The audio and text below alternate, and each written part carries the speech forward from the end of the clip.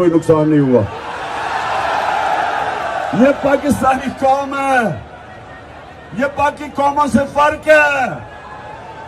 یہ وہ محمد مصطفیٰ نبی صلی اللہ علیہ وسلم کی امت ہے. ماشاءاللہ دلیر لوگ ہیں ہمارے اور تکڑے لوگ ہیں. اچھا سنیں, میں یہاں جو بھی وہ پولیس والے جو گرے ہوئے ہیں ان کی فوری طور پہ مدد کریں.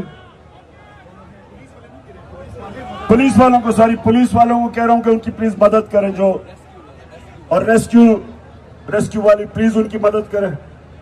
سنیں تو شہباز شریف کہتا جی میں نے پیغام بھجوایا, اور شہباز شریف تمہارے پاس میں کیوں پیغام بھجواؤں گا؟ میں ان سے بات کی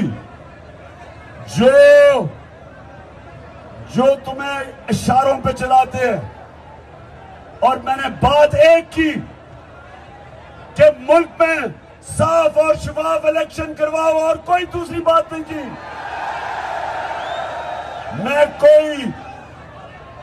میں وہ ہوں, سن لو پاکستانیوں, غور سے سنو, میں وہ پاکستان کا سیاستدان ہوں جس نے 22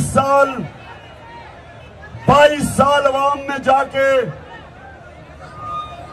چھوٹی سی پارٹی سے میں عوام کو اپنا بیانیہ سمجھا کے ایک بڑی پارٹی بنائی, اور آج سب سے بڑی پارٹی ہے ماشاءاللہ پاکستان میں.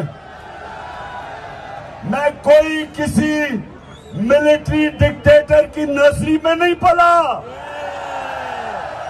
میں ذوالفقار علی بھٹو کی طرح ایوب خان کو ڈیڈی نہیں کہتا تھا.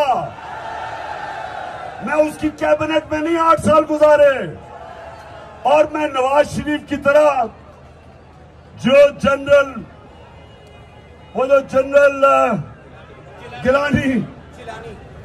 جیلانی جس کے گھر بنانے میں سریا لگاتا تھا, اور سریا لگاتے لگاتے جنرل ضیاء الحق کے گھٹنے گوڑے دبا کے وزیر اعلیٰ بنا.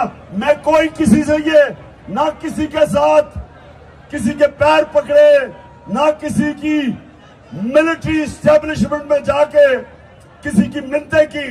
میں اپنی عوام کی طاقت پہ آیا ہوں, اور میں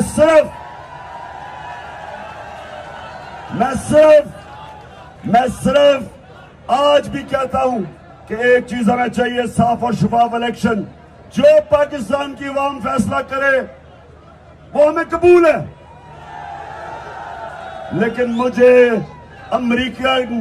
امریکہ کے غلام, ملک کے بڑے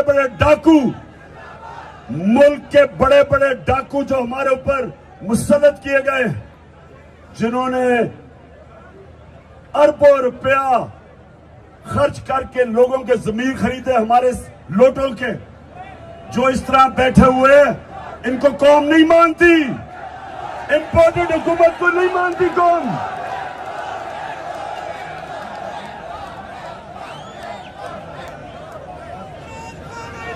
میں یہاں جو بھی وہ پولیس والے جو گرے ہوئے ہیں ان کی فوری طور پہ مدد کریں.